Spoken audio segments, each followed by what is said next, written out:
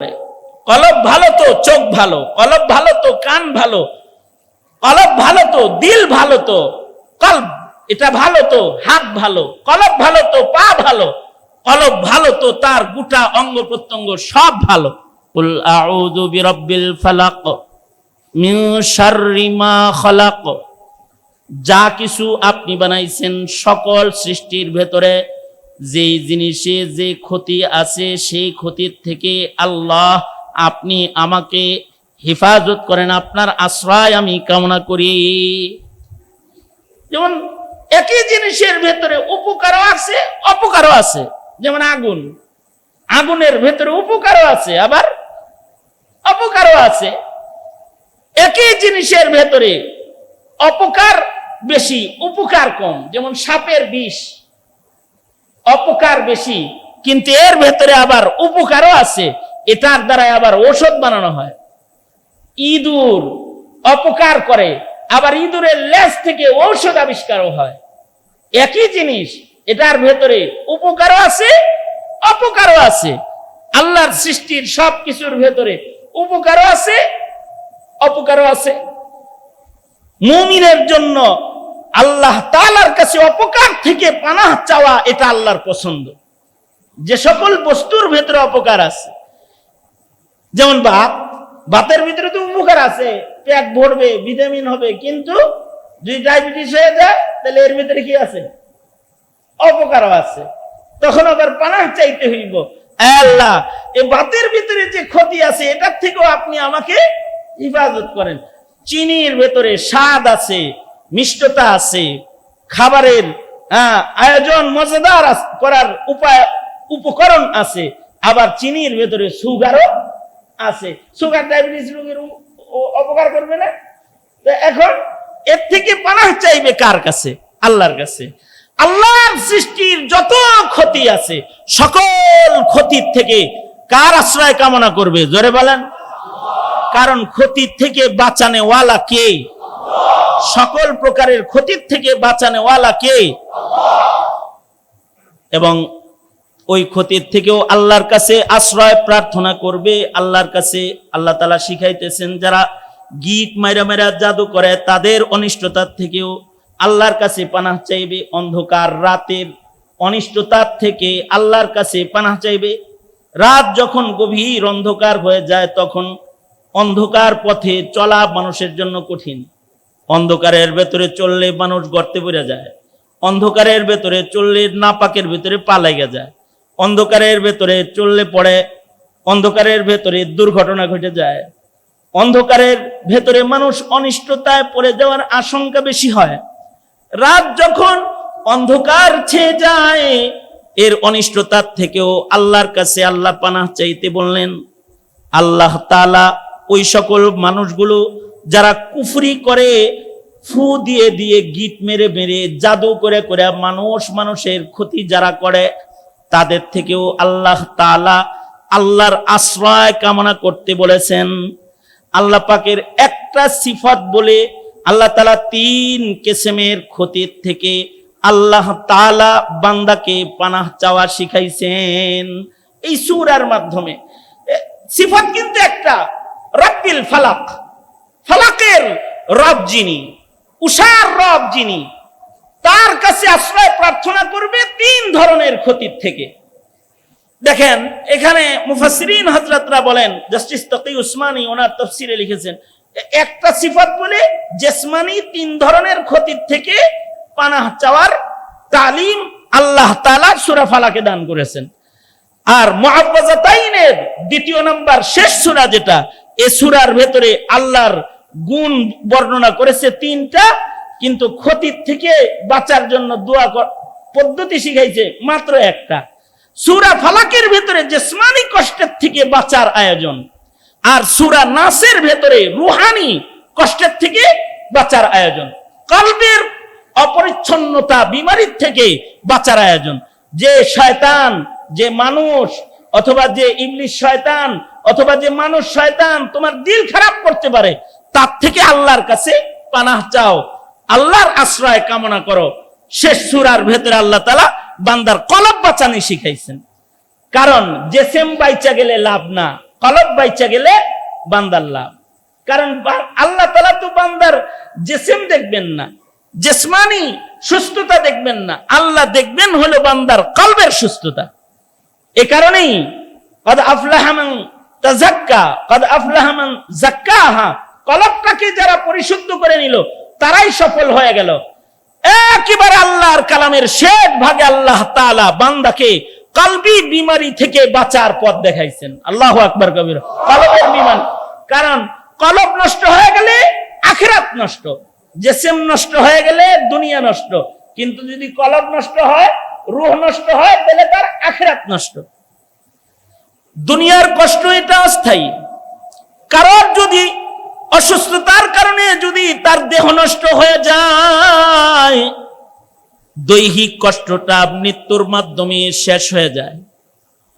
কিন্তু যদি দুনিয়ার মাটিতে কারো রূহ নষ্ট হয়ে যায়, কলব নষ্ট হয়ে যায়, তাহলে তার স্থায়ী শান্তি, জান্নাতের শান্তি নষ্ট হয়ে যায়।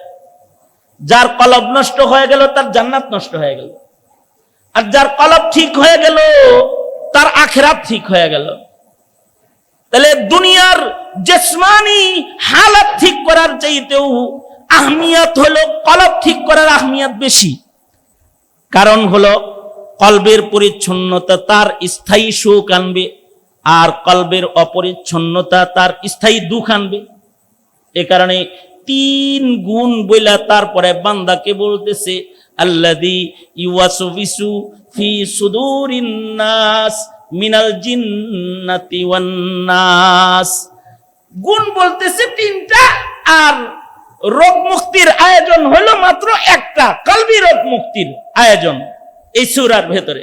আর ওখানে হইলো গুণ হইলো রব্বিল ফালাক, একটা ফালাকের রবের কাছে আশ্রয় কামনা করো। ফালাকের রব যিনি আল্লাহ, তার কাছে আশ্রয় কামনা করো। গুণ হইলো এখানে একটা, কিন্তু রোগ মুক্তি হলো, ক্ষতির থেকে বাঁচার আয়োজন হলো ত্রিমুখী ক্ষতির থেকে বাঁচার আয়োজন। একটা সিফাত বইলা ত্রিমুখী আক্রমণ থেকে দেহকে বাঁচানোর আয়োজন সূরা ফালাক, আর 3টা গুণ বইলা একটা ক্ষতির থেকে বাঁচানোর আয়োজন সূরা নাস। কুল আউযু বিরাব্বিন নাস, সকল মানুষের রবের বন্ধু আপনি বলুন আমি আশ্রয় চাই যিনি সকল মানুষের রব, তার কাছে আশ্রয় কামনা করি, যিনি সব মানুষের পালনেওয়ালা।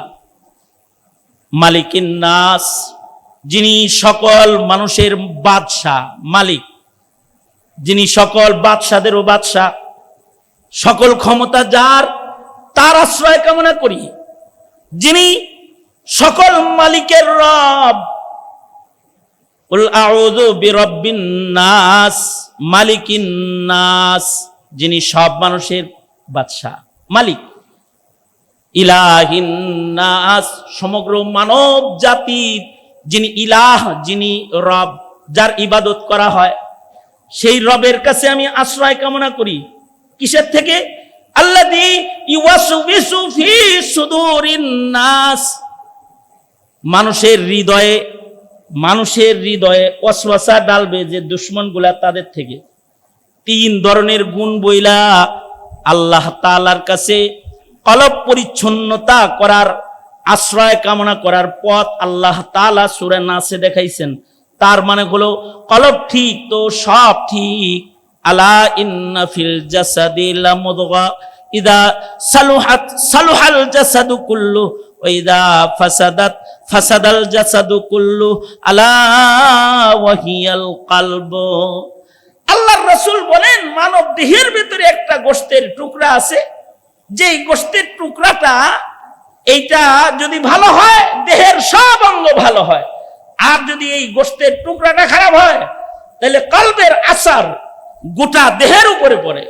কলব ভালো তো চোখ ভালো, কলব ভালো তো কান ভালো, কলব ভালো তো দিল ভালো, তো কলব এটা ভালো তো হাত ভালো, কলব ভালো তো পা ভালো, কলব ভালো তো তার গোটা অঙ্গ প্রত্যঙ্গ সব ভালো। আর যদি কলব কারোর খারাপ হয় তাহলে সব খারাপ হয়ে যায়। আর কারোর যদি কলব খারাপ হয় তাহলে সে নিকৃষ্ট। তাকে দোজকের আগুনে নিক্ষিপ্ত হইতে হবে। কলবি নাপাক নিয়া আল্লাহর জান্নাতে প্রবেশ করা সম্ভব নয়। কলবি বিমারি সহকারে, অসুস্থতা সহকারে আল্লাহর জান্নাতে যাওয়া সম্ভব নয়। কলবের বিমারি যার আছে তাকে দোজকের আগুনে ঢুকতেই হবে তার। এখন কলবের বিমারির কারণে যদি সামান্য সময়ের জন্য দোজকে ঢোকা লাগে, মনে রাখতে হবে সামান্য সময়ের দোজকের কষ্টটা সারা জিন্দেগীর জিসমানি কষ্টের চাইতে অনেক বেশি ভয়ঙ্কর। এ কারণে জিসমানি ক্ষতির থেকে বাঁচার জন্য আমল শিখাইতে এক সিফাতের বর্ণনা, কিন্তু রুহানি বিমারি থেকে বাঁচাইবার আমল শিখাইতে আল্লাহ পাকের 3 সিফাতের আলোচনা, 3টি গুণের আলোচনা। 3 গুণ আমাদের মুফাসসিরিন হযরতরা বলেন 3 কথা বলে আল্লাহ তাআলা মানুষের হায়াতের 3 ধাপ বুঝাইছেন। মানে 3 ধাপেই আল্লাহর আশ্রয় কামনা করো। আউযু বিরাব্বিন নাস, বল আউযু বিরাব্বিন নাস। রব্বিন নাস বইলা শৈশবের দিকে ইশারা, যে রব প্রতিপালন করেন তোমাকে। শৈশবের যত বিমারি আছে কলবি, এগুলোর থেকে আল্লাহর কাছে পানাহ চাও। আর মালিকিন নাস বইলা জওয়ানির দিকে ইশারা, যৌবনের যত বিমারি আছে তার থেকেও আল্লাহর কাছে পানাহ চাও। ইলাহিন নাস বইলা বুড়া হইলে মানুষ দুনিয়া ছেড়ে মসজিদ মুখী, ইবাদত মুখী হয়, আল্লাহ মুখী হয়। ইলাহিন নাস বইলা বার্ধক্যের জীবনে কলবি বিমারির থেকে বাঁচার জন্য আল্লাহ পাকের এই সিফাতের আলোচনা। তার মানে হলো গোটা জিন্দেগিটাই যদি কেউ রোগমুক্ত চলতে চায়, কলবকে পরিচ্ছন্ন রাখতে চায়, তাহলে আল্লাহর আশ্রয় কামনা করতে হবে। কার আশ্রয়? জোরে বলেন। রবের আশ্রয় ছাড়া রোগমুক্ত চলাফেরা করা সম্ভব নয়, আল্লাহর আশ্রয় লাগবে। তবে কলবি রোগটা এটা ভয়ঙ্কর, জিসমানি রোগের চাইতেও অনেক বেশি ভয়ঙ্কর। জিসমানি রোগের সারা জিন্দেগীর কষ্ট, কলবি রোগের সামান্য সময়ের কষ্টের সাথে এটাকে মিলানো সম্ভব না।